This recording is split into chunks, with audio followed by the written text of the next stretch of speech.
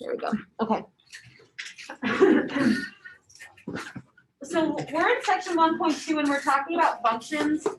But before we get too far, in this space, like right here, I want to just do a little intro about functions before we move on. So this is technically where the 1-2 starts. I just didn't think there was a good place on the next page, so I'm just kind of putting it in right here. What I want to start first is we're starting our unit on functions. So let's talk about what does it mean to be a function? Like what is a function? Do you guys remember anything about like function or the definition of that from before? If not, that's okay. I know you had summer break, so I'm sure we don't remember much. Function, we use f of x to represent it. And another word that we use a lot, another phrase that we use a lot for function is the phrase one-to-one. Does that mean anything to you guys? One-to-one? Let me remind you what that is. So a function is a rule that assigns every element in the rule, in the domain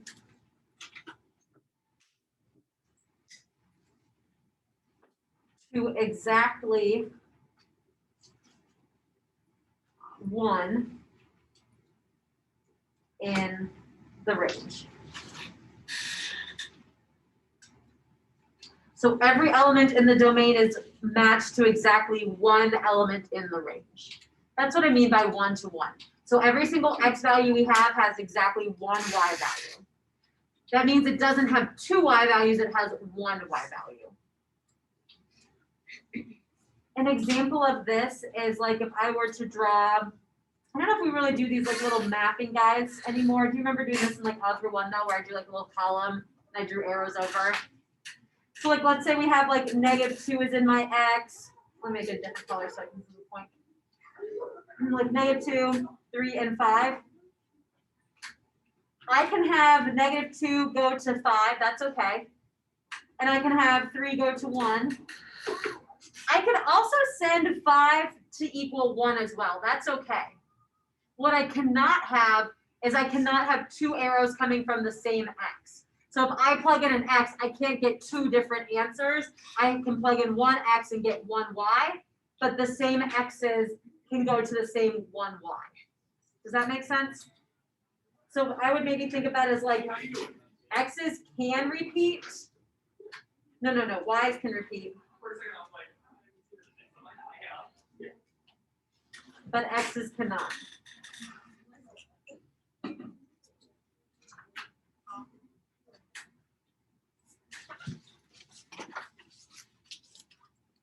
I'm not muted, okay. So let's go. Okay, y's can repeat, x's cannot. Another way we can think about this is the vertical line test. Did you guys remember doing that back in algebra, whatever? So let's just graph like a random graph. I could do something like a polynomial graph where I just go like this. Vertical line test, remember? Vertical line test is just a straight line up and down, and it can only hit my graph once. Straight line up and down, it can only hit my graph once. I could also, though, have a graph that it doesn't pass, so I'll do an example of it not passing the vertical line test. And that's when I have a graph like this sideways parabola. That is not a function, and you won't see anything like that on your BFS because this will hit my function, that vertical line hits my function twice, so that does not pass the vertical line test. I know that you've seen this, I know you've heard one-to-one, but sometimes it's hard to put into words, so I'm just reminding you that's something that we've talked about, and so that makes up a function. Cool? The other thing I want to say is we know that like a couple other words, like when I talk about x's, we know that that's the same thing as domain. That's another word I could use for it as input. That's more like an algebra 1 thing, but we'll still remind ourselves. And then y, you know that's range, and that's the same thing as your output. So we put something in, that's your x, and we get something out, that's our y. It's a little vocab review. Paper over, now we're going to do some more stuff. We're going to start with continuous. So I already talked to you about continuity. Basically, it's like, do you pick up your pencil or do you not? The formal definition that I won't ask you to know just says that at x equals a, the limit as x approaches a of my function is that point. So I will not ask you limit notation. All you're thinking about continuous, like, can I draw it without picking up my pencil? Like, did I pick up my pencil?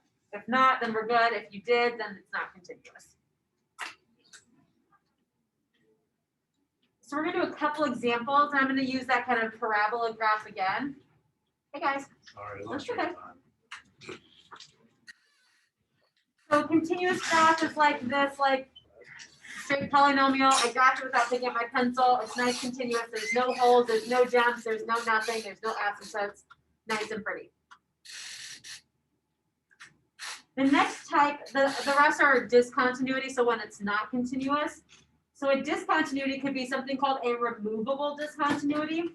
So it's like I have my function, but I have like a hole in the middle of the graph.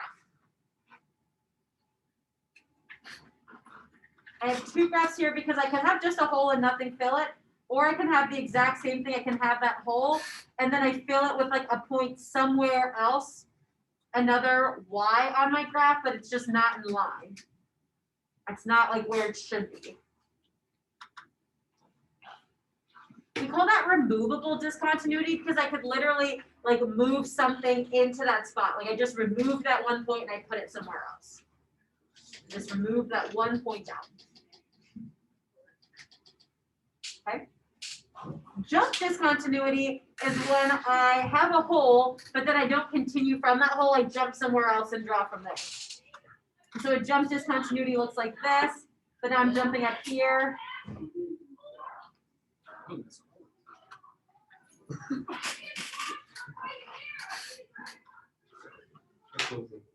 can close the door.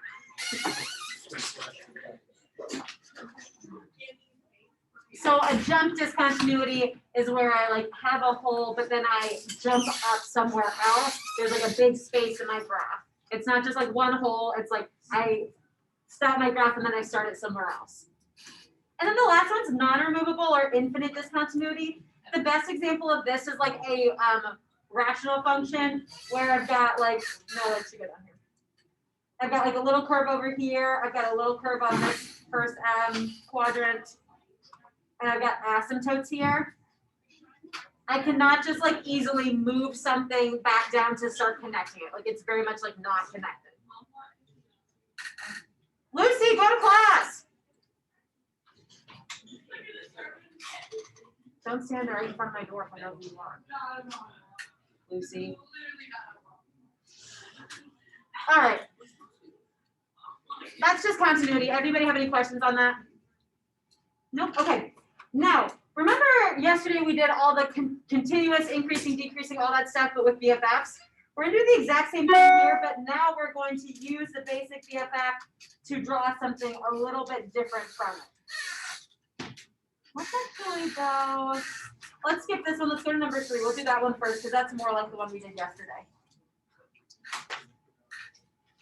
Okay, so this time I'm not just saying we're doing x or y equals x squared, we're doing 3 minus x squared. So we're going to graph that. What shape is that going to make? The parabola, upside down or right side up? Upside down. And then where is it starting at on the y-axis? 3. So this 3 tells me what my y-intercept is.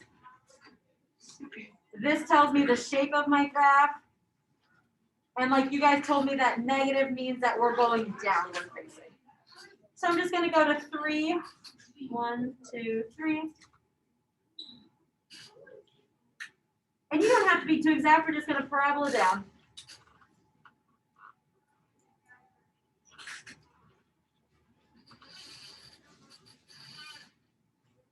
And just like we did yesterday and the 2 examples we did today, we're going to decide, is it continuous? Where is it increasing, decreasing, all that fun stuff.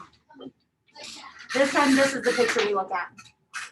So is this continuous? Yeah. Yep, okay. Yes. Increasing, decreasing. Let's start left to right. So as I'm going from the left to the right, what is my graph doing? Increasing until when? 3. 0, 3. 0. I want the x value. So we're increasing or decreasing until the x value happens. So we're going to say increasing from negative infinity to 0. Again, if I forgot, I'd always be like, always in x, always in terms of x. And then I'm decreasing the rest of the way, right? So I'm decreasing from 0 to negative infinity. No, 0 to positive infinity. Why did I say that? Because again, we're talking about our x's, not our y's. All right, bounded above, bounded below, or both.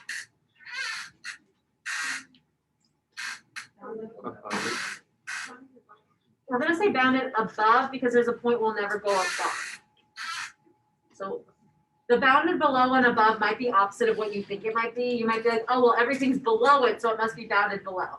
I like to think of it like I cannot go, it's bounded above because nothing goes above it. So everything has to be below it, which means it's bounded above, which keeps everything lower than it. So I'm going to say bounded below. Are there any asymptotes here? NA, none. You said above, right? Yeah. Oh. Should I like lose my mind over lunch? I might have to. Probably. You guys come back all relaxed after lunch. I feel like I have lost all my brain cells. Where'd they go? Right above. Okay. Try again. Asymptotes. Are there any asymptotes? No. All right. Max and min. Do we have any extreme points here? Do I have a maximum or a minimum? I have a maximum at 3. Good. And we can put it in the ordered pair of 0, 3. Is this symmetric? Yep. If we were to fold it down the y-axis, it would be symmetric. We'll say yes.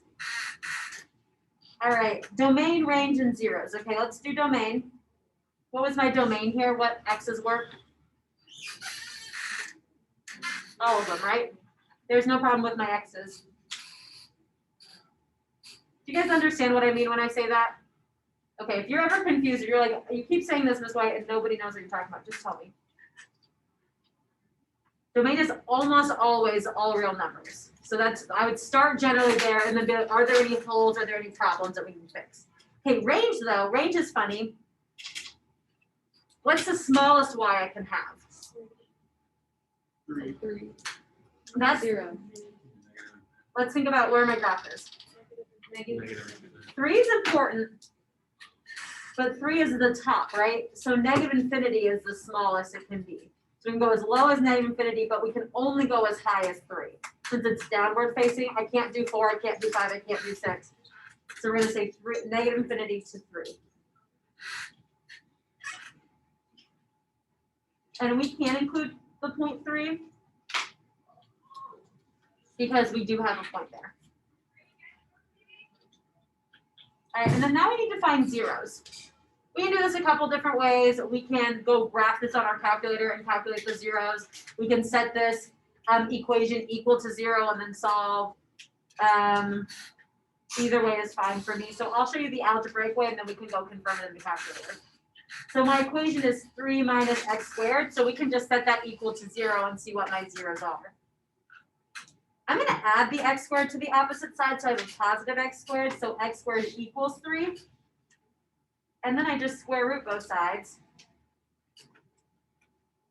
And so x equals positive or negative root 3. Now, if you want to do it graphically and you have the ability and the means and the graph to do so, we can also do that. I'll just have to go to my y equals. I'll have to go graph 3 minus x squared. And then I will graph it, and then I'll do second trace 0.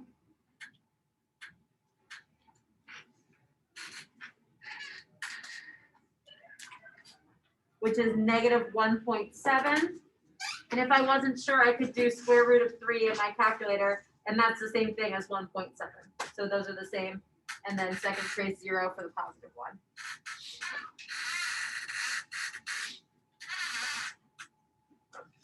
I messed something up, but it's the same thing. You guys trust me on that? Okay, great. All right, so now that we did one that we're familiar with, let's go do one that we haven't talked about, this parent function. Let's go back to number 2. What parent function is this? What are we looking at here? On number 2, what graph is that gonna make? Absolute value. Absolute value. Do you guys remember what shape an absolute value graph makes? So B. A V. So absolute value makes a V. And when you go do that on your BFX graph, you'll see that it's a V. So we're gonna graph a V through here. From this equation though, I know what the bottom point of my V is. We can use the 2 and the -1. The 2 will switch, it'll switch signs because it's in a parentheses thing. So it's -2, and then my Y value is -1. And that's my vertex, or the center of my V. Did you guys do that in algebra 2? Maybe, maybe not.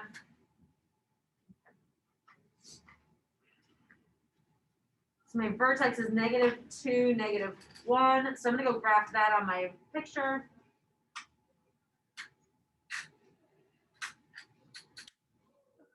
That's you.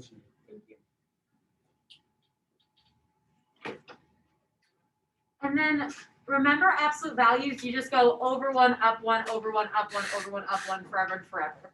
So if this is my vertex, this is my lowest point, I can go over to the right 1 and up 1, and then I can also go over to the left 1 and up 1. And I'm gonna keep doing that for enough for me to get a shape of my graph. Seems good enough.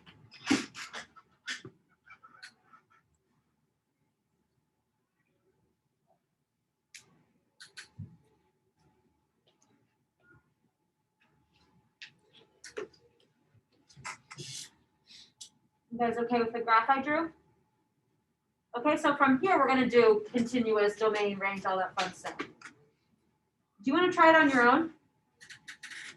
I'm gonna be quiet for a couple minutes. You try it on your own.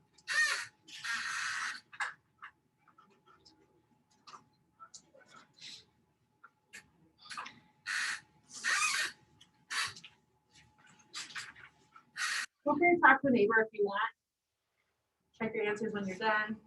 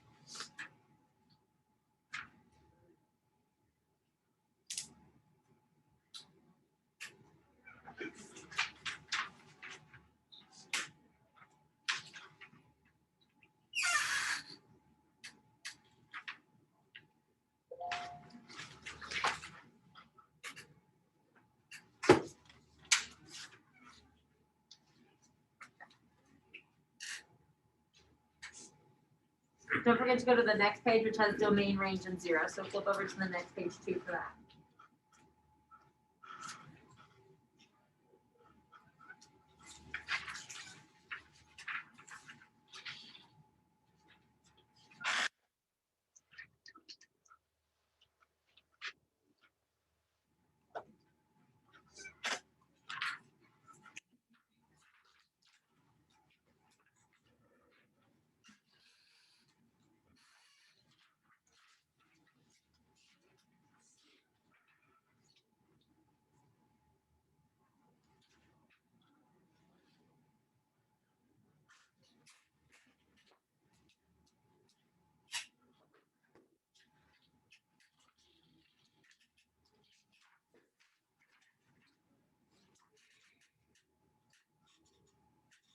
All right, if you are at a stopping point or you want to check, I've got A through D on the board. Anybody questions on A through D? Yeah. Fine. On the increase and decreasing, would it not be a bracket around the -2? I wouldn't mark you one way or the other. I just think at -2, it's neither increasing or decreasing. So you are welcome to do a bracket. Everyone okay with why I use -2 and not -1 though? Why? Great question. It's because it's the x's. So remember, increasing and decreasing is always in terms of the x's. So I care about where my x's go, and my x stops decreasing at the point -2, and then it starts increasing at that same point. So y is increasing in -3. At oh, that's -2 comma. Oh, that's 2. Oh. Okay, never mind. Oh, is that why you were confused? Yeah, You're like, what happened? I thought it was -3. Oh, okay, I'm so sorry. There's a -2 comma. All right, everybody good up to D? All right, here's F, E, and F as well. Anybody questions on E or F? And then domain and range and the zeros. And since our graph was pretty exact, I could just look at the graph and see what the zeros were. Anybody questions? How are we feeling about this when you did it by yourself?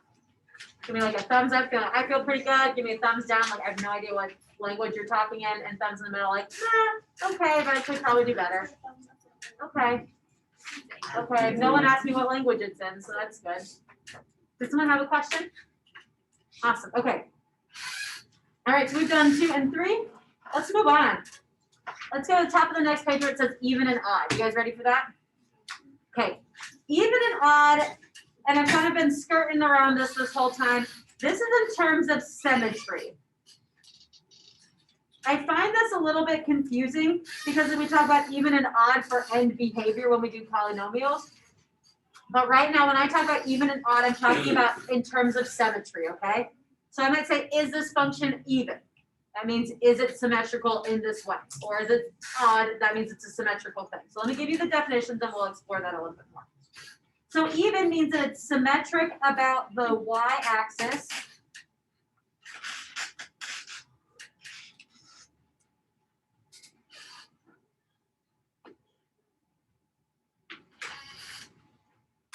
And then odd means it's symmetric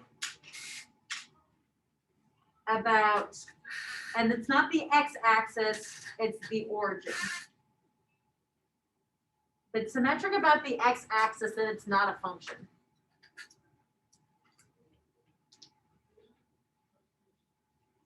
Okay, so let's think about what that means and how we can find that algebraically. An example of an even symmetry. An example of an even symmetry is y equals x squared. So y equals something x squared, that's even. Right, remember we talked about that already today. You like fold it down the y-axis. It's nice, pretty mirrored picture on both sides. An odd example is like x to the third would be an odd symmetry. Okay, I'm going to prove this algebraically to you. A formal part of this definition would say that for all x's, so for any x that I plug in, f of negative x is equal to the same thing as f of x. You're probably like, what is this nonsense you're feeding us right after lunch? Let's think about it, okay? If I have x squared, okay? I have x squared, and let's say I'm going to plug in 2, and I'm going to plug in -2. Okay. Y equals x squared, and we're going to do y equals +2 squared, and we're going to do y equals -2 squared. What's +2 squared? 4. What's -2 squared? 4. Okay. Those are the same number. So when I plugged in -2, I got out 4. And when I plugged in +2, I also got out 4. So an even function means that if I were to plug in a negative value, I'm going to get the exact same thing as if I plugged in the positive number. Okay? Vice versa, if I do a cubic function, or an odd function for that matter, in that one for all x's, f of negative x, when I plug in a negative x, that's the same thing as the negative answer if I plugged in the positive one. The difference here is for even, if I plug in a negative number, I should get the exact same thing as if I plug in a positive number. For odd, if I plug in a negative number, I'm going to get the negative answer. So let's do that for cubes. If I have x equal or y equals x to the third, and we're going to do positive and negative 2 again. What's 2 to the third? 8. And then now we'll do negative 2 to the third. Well, we know that when you square something, it becomes positive, but when you cube something, it stays whatever sign it was. So this will stay as negative 8. They're not the exact same answer. One is positive 8, one is negative 8. So that's how I could look at any function and plug in positive and negative and see what my final answer is. And that will tell me even versus odd. Okay? We'll do more with that, but I just wanted to intro that. All right, now the next thing we're gonna do is domain. So we've been doing domain graphically. Let's do domain algebraically. Domain is almost always all real numbers. However, there's a few cases where it's not. The few cases are demonstrated here. What are some things that you see here that are different? What's like one operation you see?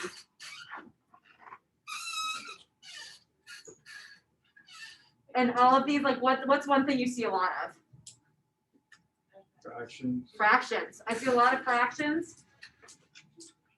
And then I see one other weird like operation that we're doing here. Roots. Roots. Anytime you get a fraction or a root, you're gonna get a weird domain. So fractions and roots can give us weird domains. Okay? We're gonna do a few examples, and I'll let you try some on your own. So for this first one, it's just x squared plus 4. Is there any x we cannot square? No, we can square anything. We can square decimals, we can square negatives, we can square all of that. So that domain is just all real numbers, negative infinity to positive infinity. Now the reason fractions are on here is what can we not have in a fraction? A 0 where? The bottom. In the bottom.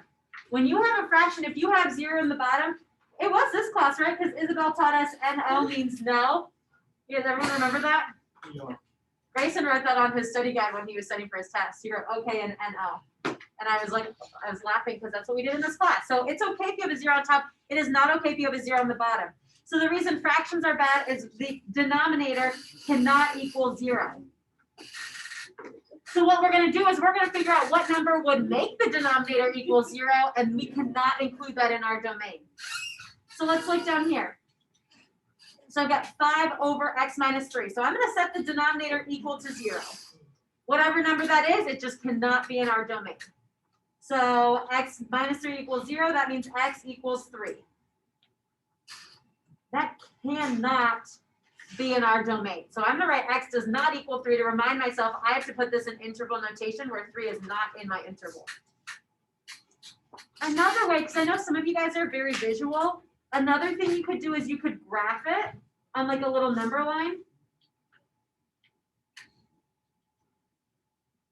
I can literally do any number except for 3. So I can go this way and I can go that way. I'm going to write these intervals that are drawn here. So can someone help me write this interval right here? What would I write there? Good, negative infinity to 3. Do I get to bracket or parentheses at 3? Parentheses, good. So the first interval is going to be negative infinity to 3. And then what's the second interval? 3 to infinity.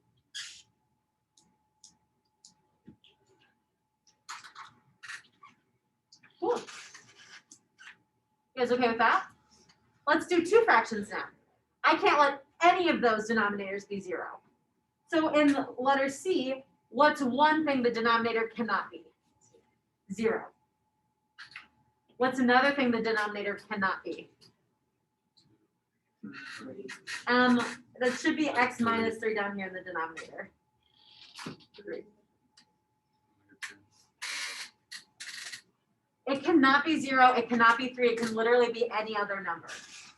Again, I think it's helpful to draw a little picture. So I know that I have something happening at 0, I know I have something happening at 3. I cannot have either of those, but I can have literally everything else.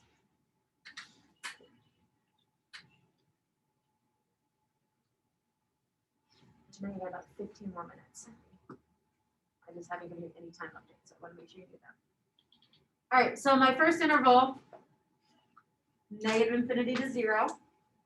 Everyone okay with that? Then I can go 0 to 3. You guys good with that? And then I can also go 3 to infinity. So this time I've got 3 little pieces, 3 little intervals in my whole answer.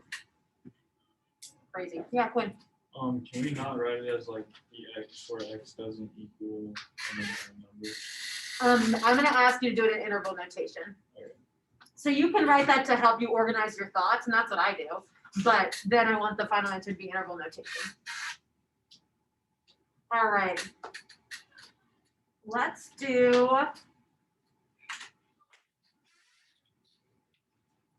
Let's skip the square roots for right now. Let's jump to F and G. Can you guys do F and G quickly, or by yourself, or with the neighbors? See if you can figure out what's not included in those. What doesn't work in those denominators. Those are just fractions, just like the other ones we just did.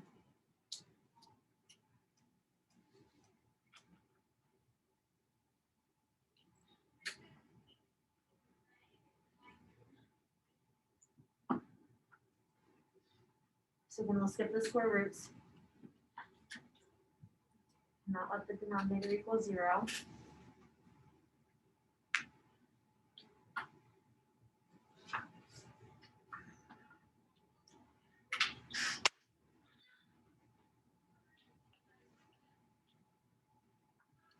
For letter F, I got that if we had +2 or if we had -2, that would make my denominator equal 0. So neither of those numbers can go in my interval. So again, I'm going to sketch a little graph if that helps me keep my thoughts straight. If I ever do something and you're like, that's not helpful for me, don't do it then. You can figure it out without my method. Don't do it. Is it 4? Is it not 4? Oh, wait. Oh, no, wait. Okay. So I'm going to write negative infinity to -2, -2, 2, to positive infinity. What about the letter G? When you said that denominator equal to 0, what did you get? I didn't just get 2. It says x squared plus 4. I said x squared plus 4 equals 0. Got to minus that 4 over. And I square root both sides. 5 plus minus We'll just say plus or minus 2i. 2. Okay. But can I put I on my number line? Like, can I go graph where 2i is? It's imaginary. It's not on my axis. So are there any x's that don't work here? No, all real numbers work. I is not a real number. I already am anticipating it not working, but all real numbers work. So that's what we're going to say. This one is simply negative infinity to positive infinity. So if you ever get an I in your answer, you just like can't do anything with it. It doesn't help. It doesn't hurt. It doesn't affect us. Okay. Now let's go look at those square roots. I'm going to add like an extra one in here. We'll call it h. So I want to do h off to the side by itself. And we're just going to do f of x equals the square root of x plus 1. So we know fractions are going to cause a problem because we cannot have 0 in the denominator. Why are square roots going to cause a problem? What can you not have under a square root? A negative. So we can't put anything in here that's going to make it negative. So can I put 0 in here? Can I do 0 plus 1 and get a real number? Can I do -1 plus 1 and get a real number? Yeah, I can have 0. Can I do -2 plus 1 and get a real number? No. So what's the smallest thing I can plug in here that works? 0. -1. -1. We can think about what plus side is going to make us equal 0. But the smallest thing I can plug in here is -1. So that means when I do my little number line, I've got -1. I can do -1. Unlike the fractions, I can do -1. That's okay. It makes 0. I'm allowed to have square root of 0. And then I can do anything bigger than that, but I can't do anything smaller. What's that interval represented right here? Perfect. So we're gonna have brackets and numbers. I wanted to do one that was just a square root before I do one that's a square root and a fraction. Let's do E and then we'll jump up to D. So let's look at E. Let's look at the denominator first. What is the problem in the denominator? What can the denominator not equal? 2. The denominator cannot equal 2. What about the numerator? What's the smallest thing I can put in that square root? -3. So I want anything bigger than or equal to -3. These inequalities are not super helpful to me, so I'm gonna go graph. I think a number line makes it way easier. I know something matters at -3. I know something matters at 2. I just simply cannot have 2 on my graph. I can do literally anything but I can't do 2. So I'm gonna just put a circle there. But my numerator tells me it must be bigger than -3. So I'm gonna do a closed circle on -3, and then I want everything bigger than it. I'm okay at -3 all the way up to 2, but I can't do 2. So I gotta skip over 2, and then I can do anything bigger than that. The interval I'm gonna write here is going to be bracket -3, 2, and then 2 to positive infinity.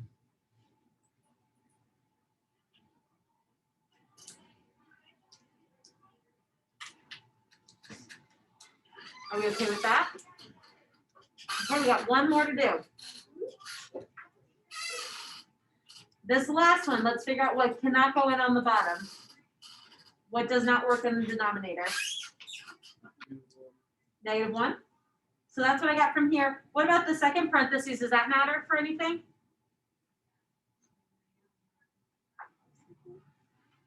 What'd you say? Positive 1? Remember, if we set this equal to 0 and we move the 1 over, that's going to be a -1. That's going to be a square root of -1, which is I. So if I set x squared plus 1 equal to 0, that gives me x squared equals -1, where x would be plus or minus I. Do I include that in my domain? No. So technically that second parentheses doesn't matter to me. It doesn't do anything for me. I can simply ignore it if I want. Okay, now in the numerator I've got this square root, but this time the number is first and then it says minus the x. 4 is important. Do we want numbers that are bigger than 4 or smaller than 4? Smaller. Why smaller, Lauren? Because it can be a negative since it's already minus. Good. So if I made it bigger than 4, then it would be a negative number underneath that. But since it's minus, it can be another minus. 4 minus a negative number will be a positive. Let's graph it. I've got -1, I've got 4. I want to do 4 and then everything less than it, but I have to skip -1, because I can't include that. I have to skip -1 because I can't include that. What should my interval be? Let's say right.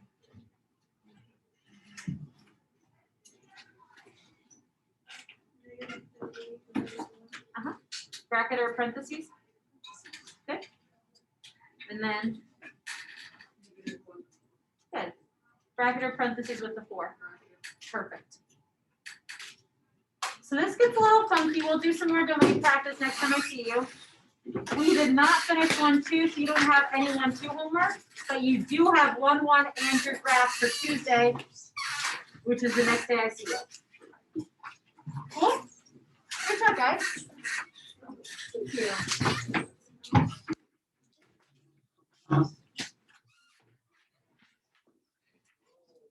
I'm going to close this record. Am I